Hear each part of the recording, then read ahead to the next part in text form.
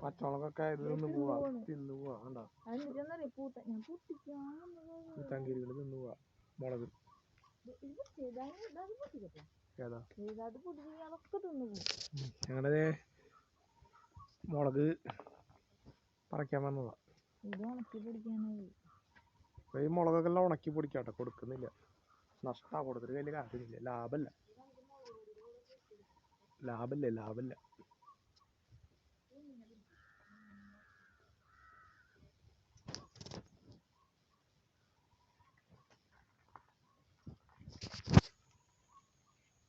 അത് നമ്മൾ കിട്ടിയ മുളകുകളൊക്കെ പൊടിക്കാനുള്ള പരിപാടികളാട്ടോ.